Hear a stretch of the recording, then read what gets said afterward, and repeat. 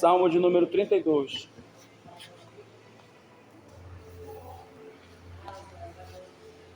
Glória a Deus. Verso 1 que diz assim: Bem-aventurado aquele cuja iniquidade é perdoada, cujo pecado é coberto.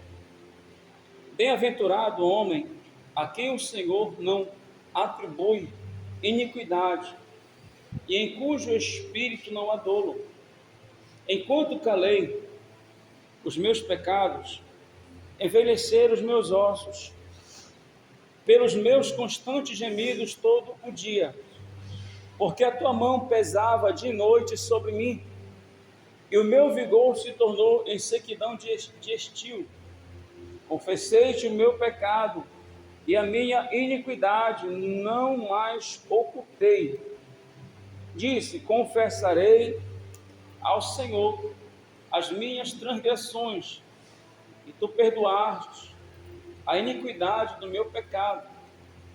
Sendo assim, todo homem piedoso te fará súplicas em tempo de poder encontrar-te. Com efeito, quando transbordarem, muitas águas não o atingirão. Amém? Se assente. Glória a Deus. A primeira palavra que eu tirei, irmãos, quando eu abri aqui, foi essa. Salmo 32. O Salmo 32, ele vai falar acerca de perdão, de pecado. Eu estava ali sentado, me lembrava quando eu era católico, irmão. Eu era católico e servia a Baal. E quando a gente está no catolicismo, eu acredito que cada um de nós vai passando por isso, né? Cada um vai lá e se confessa para o padre. Abre o coração para o padre, fala os seus pecados para o padre. Aí o padre vai lá, depois de toda aquela confissão, ele põe a mão sobre a cabeça da pessoa e ele libera o perdão, né? Como é a gente não ter conhecimento da palavra, né? A gente não ter conhecimento da verdade. É por isso que Jesus ele disse: meu povo perece, porque ele não conhece as escrituras nem o poder de Deus. Depois que a gente conhece a palavra, a gente vai ver que o homem ele não tem autoridade para perdoar ninguém, no sentido de liberar perdão. Ele não é mediador entre Deus e o homem, para dizer assim: olha, tu está perdoado do teu pecado. Só quem fez isso foi Jesus. À medida que a gente vai conhecendo as coisas de Deus, a gente vai observando que é por isso que Jesus disse que ele só ele é o caminho, a verdade e a vida, e ninguém vai ao Pai a não ser por ele. Quando a gente olha para esse texto aqui, o salmista, ele fala da bem-aventurança daquele, ou seja, do ser humano, da pessoa que é perdoado a iniquidade. Já foi falado aqui sobre isso. A iniquidade, ela é conjunto de pecados, né? São coisas que a gente às vezes faz, irmãos, que a gente acaba se acostumando com o pecado, a gente acaba se acostumando e vira algo da nossa vida, como por exemplo, um aborrecimento, qualquer coisa, a gente volta àquele mesmo estilo que a gente tinha no mundo. Aí a gente passa a levar isso daí como se fosse algo normal da nossa vida.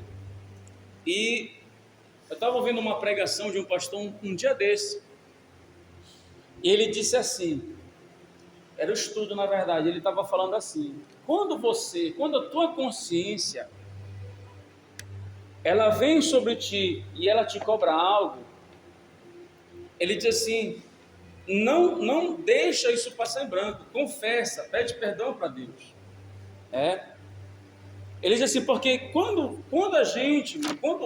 o Espírito Santo fala por nós, que ele fala pela nossa consciência também, ele nos cobra pela nossa consciência, quando a gente é tocado pelo Senhor e a gente não dá crédito àquela voz, automaticamente a nossa mente vai ficando cauterizada, ou seja, a gente já não consegue assimilar quando Deus ele vem falar com a gente.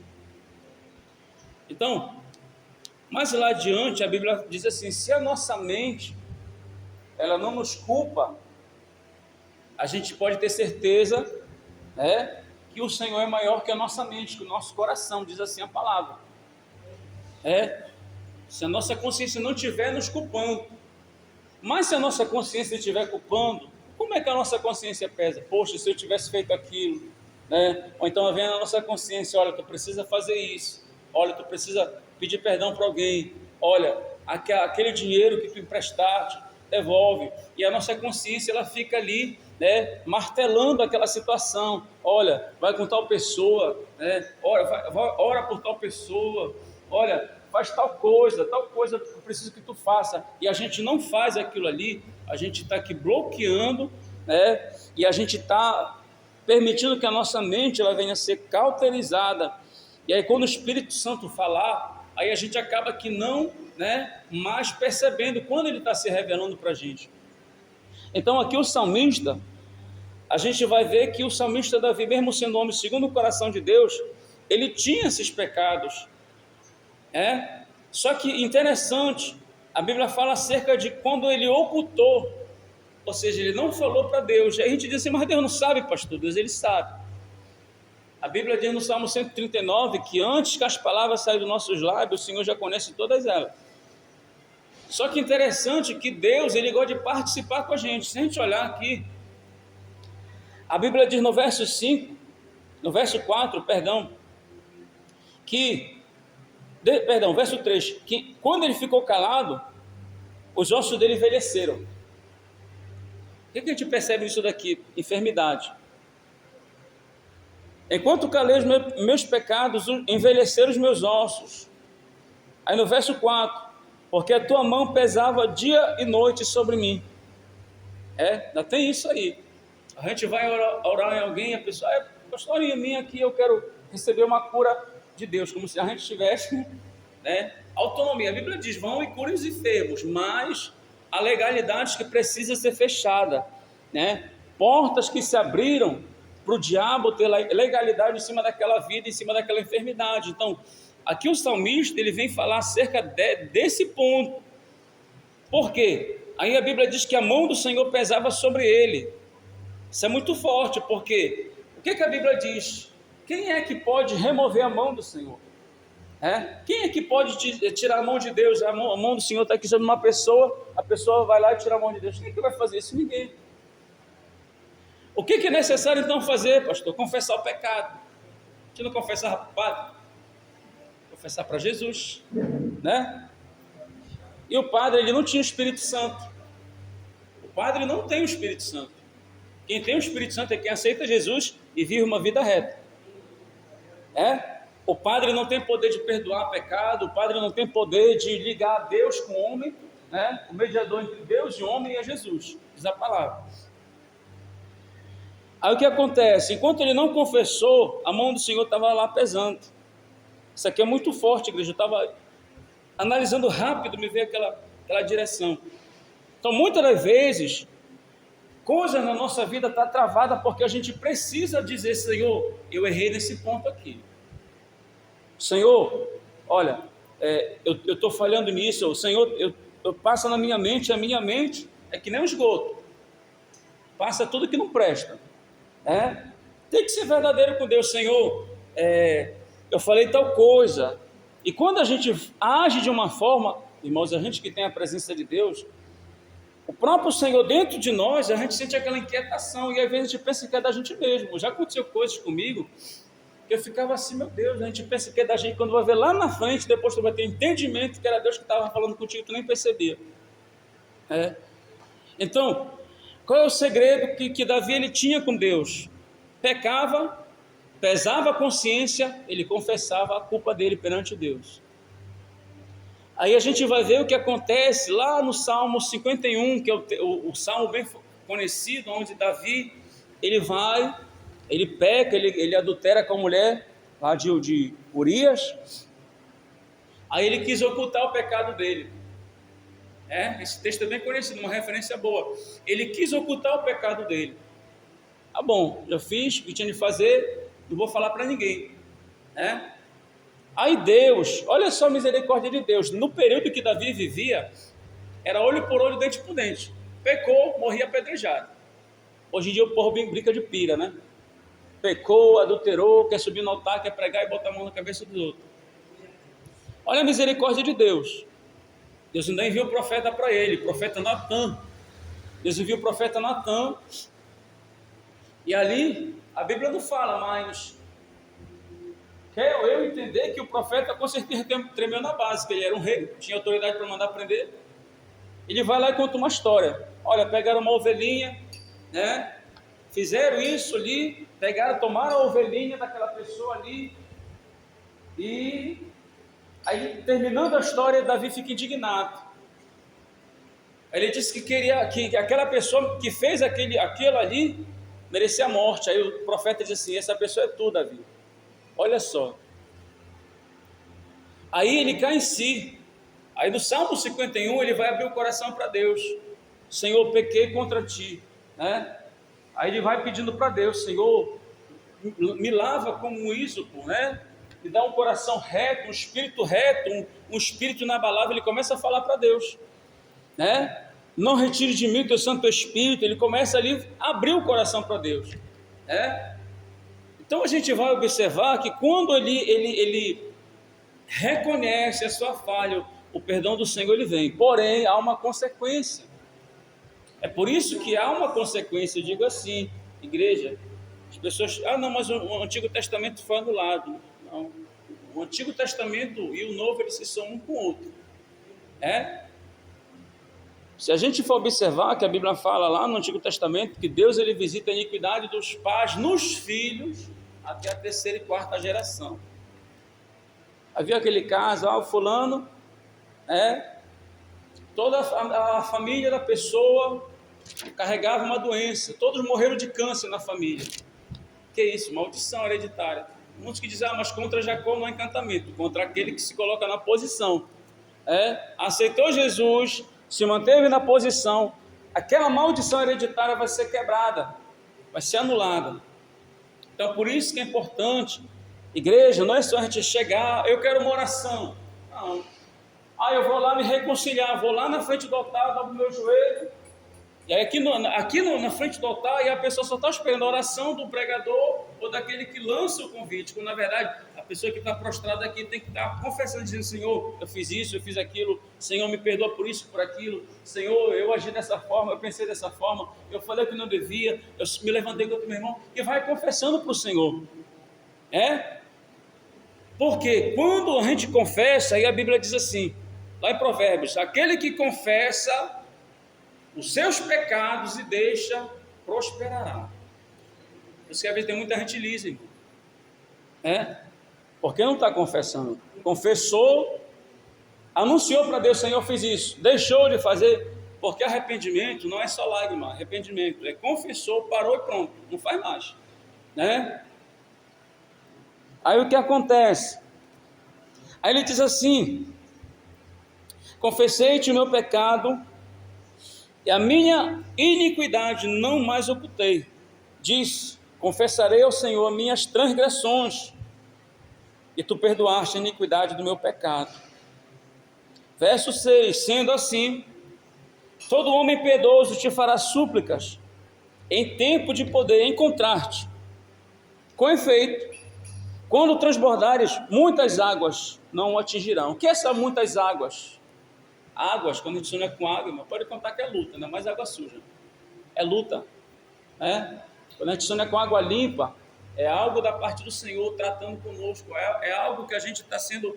A água representa o Espírito Santo. Agora, quando a gente não é com água suja, significa luta à vista, Então, quando a gente faz isso, aí o Senhor vem e Ele nos perdoa.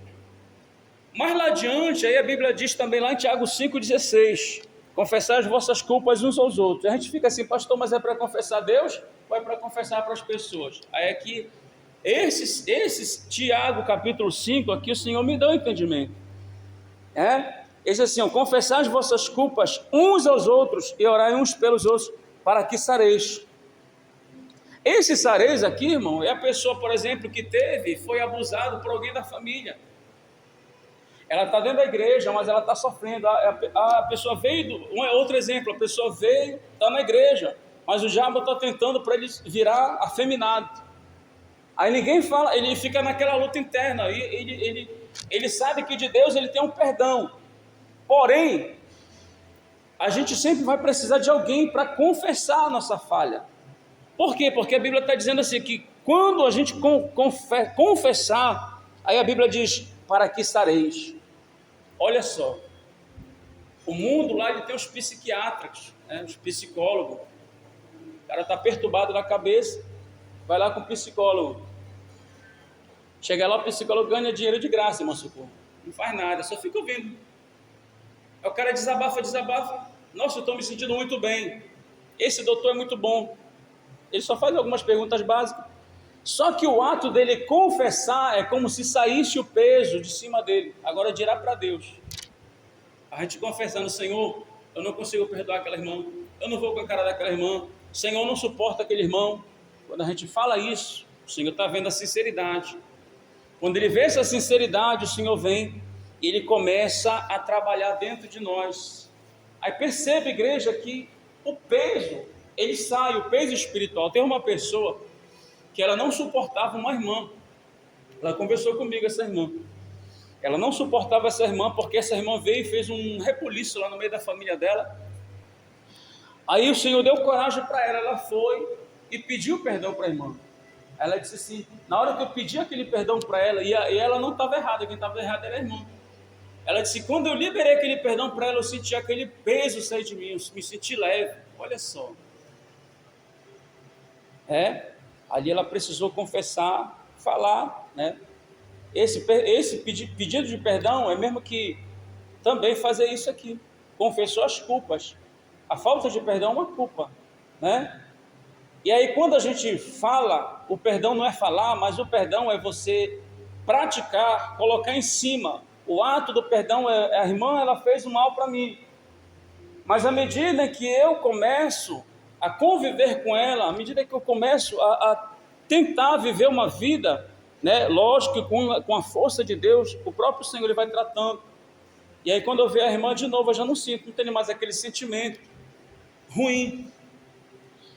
Em outros casos, a gente precisa conversar com algum irmão da igreja, um pastor, uma pessoa espiritual. Por quê? Porque nessa conversa o Espírito Santo vai estar sarando essa pessoa, que às vezes estava anos dentro da igreja, irmão, sofrendo. É por isso que hoje a gente vê as pessoas dentro da igreja sofrendo. Por quê? Cada vez tem pecado oculto, tem coisa oculta. Aí a pessoa pensa que só de ir para a igreja já é o suficiente. A pessoa pensa de só cantar, de só pregar, pronto, eu já estou servindo a Deus. Mas dentro dela, ela carrega dentro dela ali, igreja, ela carrega algo que pesa dentro dela. Ela não consegue ser feliz, ela não consegue sentir a paz, que a Bíblia diz que só Jesus dá essa paz que o mundo não dá. Então o salmista, ele fazendo isso, ele encontrou o perdão do Senhor. Aí ele diz que todo homem que é piedoso vai fazer súplicas agora para Deus depois que faz isso. Confessou o pecado, ser um homem de oração, ser um homem de busca. Por quê? Para que encontre no tempo oportuno, que encontre o favor de Deus. Quando vê as águas se levantar, as lutas se levantar, ele encontra refúgio em Deus. Então não basta, eu sou de oração, mas é de oração, mas está todo quebrado por dentro. Então a gente observa, igreja, que no decorrer da caminhada, as feridas vão ferindo a gente, os espinhos vão ferindo a gente é ferido no meio do caminho, só que a gente precisa ser resistente para continuar. Esse é o segredo. A ordem é para marchar. O Senhor falou para Moisés, Moisés, por que tu clamas? A ordem é para marchar, siga em frente. Louvado seja Deus. No mundo a gente suportou tanta coisa, por que não vai suportar por amor a Deus? Louvado seja o nome do Senhor. Então, amada igreja, essa é a palavra nessa tarde. Amém? Vamos ficar de pé. Louvado seja o nome do Senhor Jesus. Vamos orar.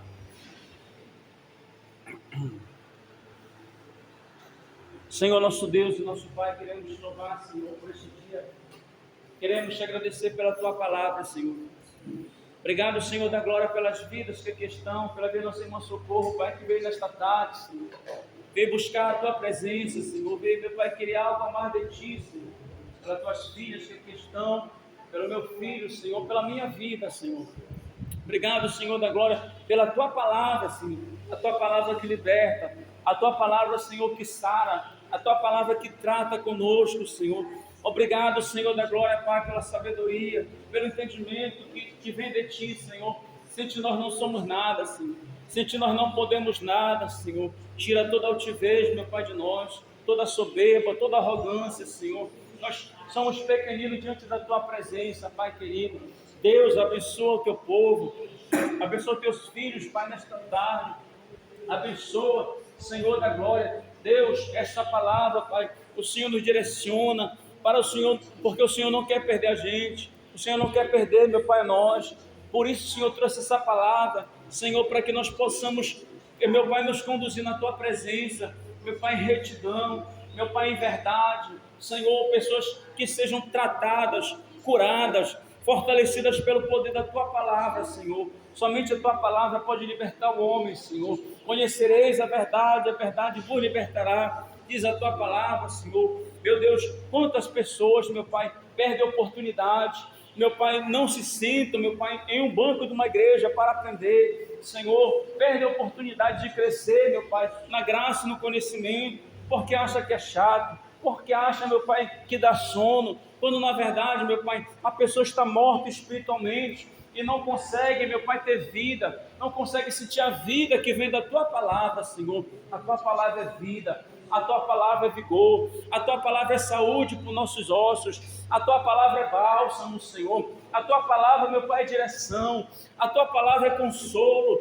Deus poderoso, Deus de glória, obrigado, Senhor da glória, pela Tua palavra, Senhor. Obrigado por nós estarmos aqui neste lugar, Senhor. Nos leva debaixo da Tua paz, Senhor, da Tua proteção, Senhor. Assim eu oro e te agradeço, Senhor, em nome de Jesus. Amém, amém. Glória a Deus, glória a Deus.